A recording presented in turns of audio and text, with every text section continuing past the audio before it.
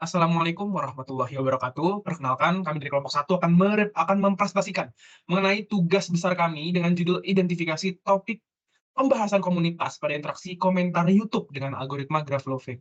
Oke, kelompok kami terdiri dari dua anggota. Yang pertama ada Agung Hadiwinoto dan juga Dimitri Olga Rasyidin, saya sendiri.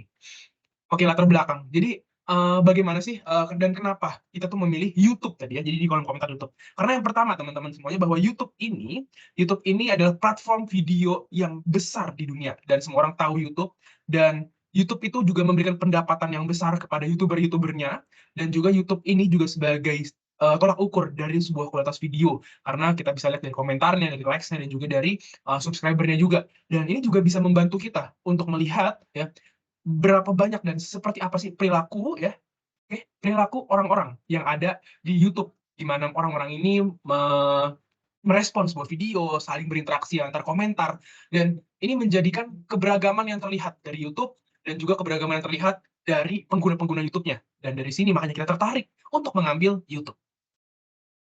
Oke, problem statement kita yang pertama, bagaimana sih mendapatkan komunitas itu di YouTube?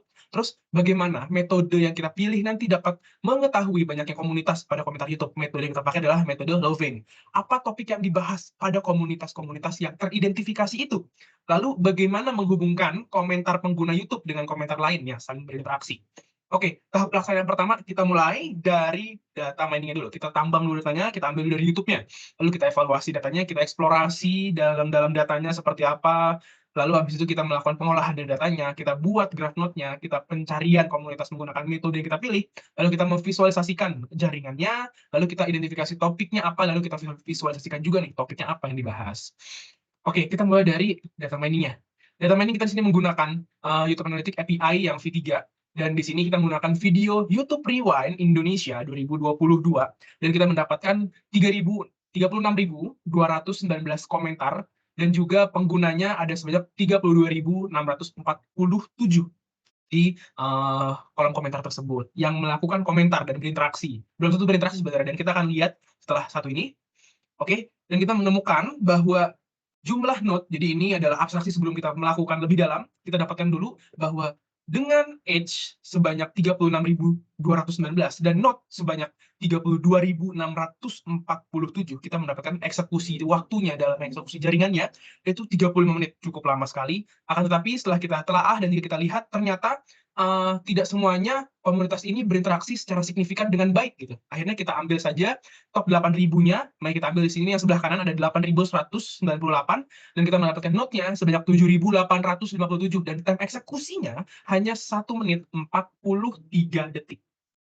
Oke, dan selanjutnya, kita melakukan juga nih untuk size-nya, jadi size communities-nya. Jadi size communities kita lihat, kita melihat di sini dari data yang tadi ya, yang 8.000 sekian yang kita ambil sampelnya, kita cek menggunakan yang 8 komunitas, dan kita cek juga menggunakan 92 komunitas di sini sebelah kanan, dan terlampau jauh juga waktunya, dan di sini 8 komunitas memiliki waktu 1 menit sekian, 1 menit 43 detik lebih tepatnya, dan yang 92 komunitas 10 menit lebih, sekitar 15 menitan di saat itu.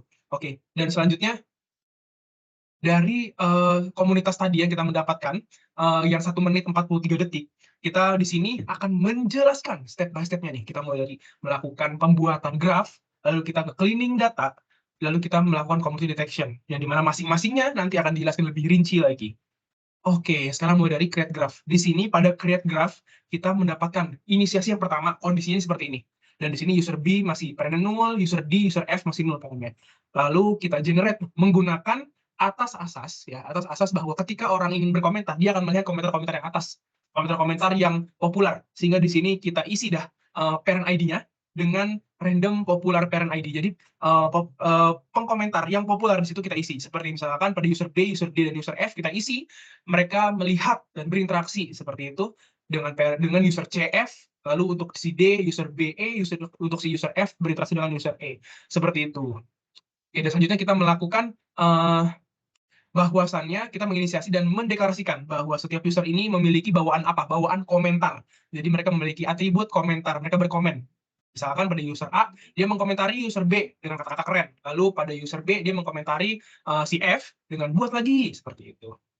Oke, lalu kita melakukan data cleaning. Yang pertama, kita menghapus self loop edge. Jadi ketika ada user yang mengkomentar dirinya sendiri, kita hapus. Tujuannya apa? Agar jaringan dan juga deteksi komunitasnya nanti bisa terlihat lebih kuat dan hasilnya lebih bagus. Oke, lalu data cleaning yang selanjutnya kita melakukan menghapus missing value. Jadi misalkan ada user X, dia tidak mengkomentari siapa-siapa, dan komentarnya tidak ada apa-apa, mungkin spasi-spasi saja isinya mungkin, atau bisa jadi komentarnya dia melewati berbagai macam cleaning. Jadi cleaning yang akan dilakukan ketika di akhir nanti dijelaskan. Jadi ada kita melakukan deteksi apa yang dikomentari. Jadi mungkin di sini komentarnya terhilangkan gara-gara proses itu. Lalu yang kedua, duplicate data. Kita melakukan penghilangan duplicate data. Apabila ada suatu user X, dia nge-parent dengan user B, atributnya dia mengkomentarkan A, oke? Dan ternyata dia komentar lagi ke user B dengan kata-kata A, oke? Yang kedua akan kita hapus. Oke, selanjutnya akan dilanjutkan oleh Agung. Oke, di sini kita akan menjelaskan tentang metode dan algoritma yang kita pakai, yaitu Loven. Metode Loven ini dikenal sebagai Loven tentunya, yaitu algoritma yang digunakan untuk partisi graf, untuk memisahkan graf-graf, untuk membentuk atau mengidentifikasi komunitas-komunitas yang berada pada jaringan. Metode ini itu dikembangkan oleh Vincent Jeanloup, kemudian Guillaume, Renaud, dan Etienne pada tahun 2008. Hal ini tentu saja populer di kalangan big data ataupun ilmu data, karena dapat mengkelompok-kelompokkan komunitas pada suatu graf. Oke, kemudian di sini keempat orang berikut telah membuat pseudocode tentang Loven. Jadi dia itu, menginisiasi graf, kemudian kita menaruh di dalam masing-masing komunitas tersebut, ada node secara acak, kemudian kita pindahkan node-node ke graf-graf yang lebih kecil, ke partisi graf, kemudian kita kelompokkan komunitas-komunitasnya dari masing-masing nodes, edge, kita dapatkan modularity yang paling tinggi itu bagaimana. Jika nilai modularity-nya itu lebih tinggi dari inisial yang ada, maka graf yang terbaru itu adalah graf yang berelasi dengan komunitas yang telah dibuat oleh graf G. Kemudian yang di akhir adalah sesi closing graph agar tidak terjadi um, repetisi di dalamnya atau bisa TLE atau time error. Oke, selanjutnya kita akan menjelaskan hasil diskusi dan hasil dari analisis yang kita dapatkan. Kita menggunakan greedy modality communities yang di sini sangat membantu sekali algoritma Loven dalam mendapatkan hasil modularitas. Di sini kita pisah menjadi dua, yaitu modularitas yang original dan komunitas yang sudah dipotong untuk sisi-sisi atau edge-nya di sini. Kita mendapatkan 93 komunitas dan 92 komunitas. Di sebelah kiri adalah pseudocode greedy algorithm yang kita gunakan. Selanjutnya dapat dilihat nih, 0,93 itu dapatnya dari mana, 0,98 itu bagaimana cara membacanya. Boleh dilanjut untuk visualisasi. Di sini kita lihat original result itu masih terhubung dengan node ke node lain, dihubungkan berelasi untuk masing-masing node itu kenapa modularity-nya itu, 0,93 gitu, karena mereka itu saling berhubungan. Jadi untuk modularitasnya itu dicarinya itu looping-nya itu lebih lama. Untuk yang setelah dipotong untuk jumlah edge-nya didapatkan 0,98 karena dia itu udah cukup baik, sangat baik malah, hampir mendekati sempurna untuk mendapatkan komunitas itu sudah saling berpasangan antar node di komunitas. Oke. Selanjutnya di sini kita akan mencari topik dari data yang telah kita potong, yaitu kita dapatkan 8 komunitas yang akan kita lakukan analisis dalam mencari topik mengapa mereka dapat berkesesuaian. Mereka sedang membahas apa sih? Nah, langkah-langkahnya adalah melakukan reprocessing teks, kemudian kita hitung berapa kali banyak yang muncul kata-kata pada satu komunitas komentar. Lanjut.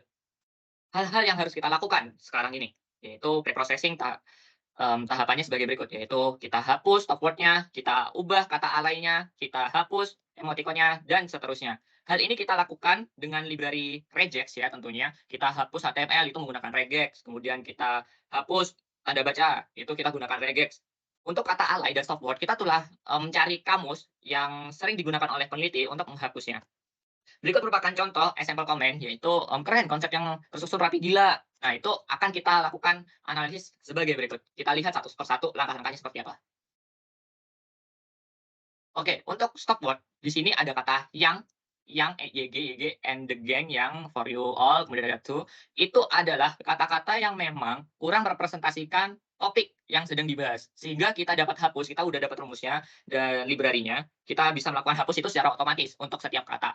Kemudian kita lakukan juga mengubah kata-kata yang alay seperti rapi, gila. Nah, itu kayak A-nya itu di-10-in. Kemudian ada kata-kata juga yang dipersingkat-singkat. Udah, kalau, kemudian cogil. Nah, itu kata-kata yang seperti itu yang harus kita hapus. ataupun kita ganti dengan kata yang lain sesuai kaidah bahasa Indonesia. Kemudian kita juga hapus emoticon di sini, ada tanda jempol. Yang selanjutnya kita lakukan pemrosesan yang lain. Boleh dilanjut slide-nya? Nah, di sini kita ubah untuk kata-kata yang tidak terdistribusi non-ASCII. Contohnya di sini dapat dilihat pada komenan yang lain, karena komenan yang sebelumnya tidak ada, kita berikan contoh yang lain. Di sini ada yang di warna merah, kita hapus juga, kemudian kita lakukan pengubahan tanda baca menjadi maaf, kita ubah kata kapital menjadi huruf kecil, kemudian kita juga hapus HTML text di situ. HTML text itu ada banyak, seperti BR, kemudian ada link, kemudian ada table list. Nah, hal-hal yang tersebut kita coba untuk dihapus. Mungkin yang selanjutnya dapat kita lakukan pemrosesan yaitu, menghapus tanda baca di sini, lalu yang diakhiri oleh penghapusan digit dan spesial karakter yang tidak merepresentasikan tentang topik. Kita lakukan pemrosesan ini untuk seluruh data pada semua komentar yang ada di dalam komunitas, yaitu yang berada pada atribut komen pada node-node yang telah kita definisikan sebelumnya. Kita dapatkan untuk hasilnya sebagai berikut. Cukup menarik. Setiap komunitas keseluruhan sedang membahas tentang keren, Indonesia, rewind. Kemudian di sini ada komunitas keempat, dia merepresentasikan hal yang sedikit berbeda, yaitu mereka menjelaskan tentang semoga, yaitu sebuah harapan untuk rewind selanjutnya juga karena terharu gitu, menangis, gila. Di situ cukup muncul. Untuk komunitas lainnya dapat terpampang sebagai berikut. Dan bagaimana kita menyimpulkannya? Yaitu kita menggabungkan keseluruhan data dari komunitas-komunitas ini, 1, 2, 3, 4, 5, 6, 7, 8 ini, ada 8 komunitas. Kita gabungkan. Mereka itu rata-rata memang membahas apa sih? Kita tampilkan di sini. Mereka sedang membahas tentang rewind, keren, Indonesia, YouTube, semoga, bagus, merinding, kanjuruhan, dan video pada komentar di YouTube Rewind 2022. Di sini juga terdapat kesimpulan pada hasil ini bahwa untuk topik yang dibahas itu memerlukan reprocessing tahap lanjutan. Contohnya di sini ada quote, dia disebut sebagai stop word, kemudian ada semoga, itu disebut sebagai stop word, kemudian ada video, dia itu dianggap sebagai stop word. Karena hal ini tidak merepresentasikan sebagai topik yang sedang dibahas, sehingga harus dilakukan text preprocessing lanjutan. Untuk semoga sendiri itu 50-50, boleh untuk dilakukan analisis lanjutan dan boleh tidak, karena semoga ini adalah sebuah impian yang dapat diperoleh dari masing-masing user. Keinginan YouTube kita itu sebagai apa, sehingga kita bisa mencari dari data 229 harapan mereka untuk YouTube Rewind 2023 misalnya, 2024 misalnya, itu seperti apa. Itu dapat dilakukan analisis tahap lanjutan untuk pengetahuan penelitian berikutnya.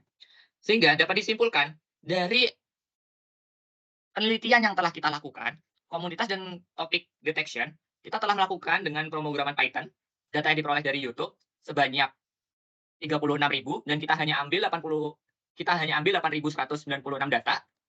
Dari 8.196 data, kita dapatkan 93 komunitas yang optimal menggunakan algoritma Loven yang didukung oleh greedy modularity score.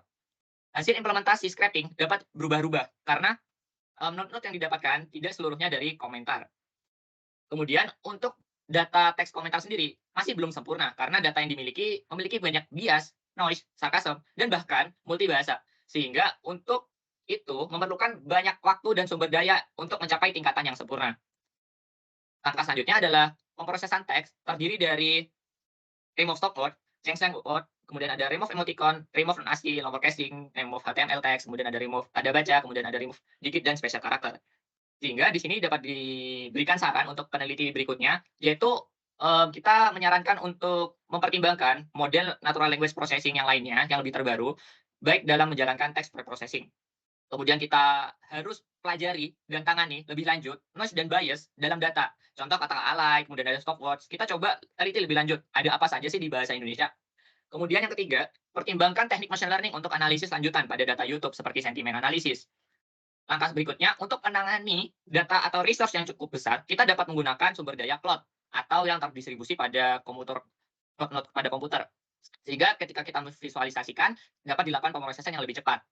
Kemudian yang kelima, pertimbangkan elemen-elemen multibahasa karena di situ terdapat jika bisa dilakukan secara otomatis, maka akan jauh lebih baik. Kemudian terakhir, saran dari kami yaitu pengembangan algoritma graph sangat disarankan dikembangkan pada segi kecepatan menangkap data dan visualisasi posisi antar node. Sekian dari penjelasan dari kami. Apabila ada salah kata maupun perkataan, mohon dimaafkan. Thank you very much. Contribute positively to your community and witness the positive impact it brings. Wassalamualaikum warahmatullahi wabarakatuh.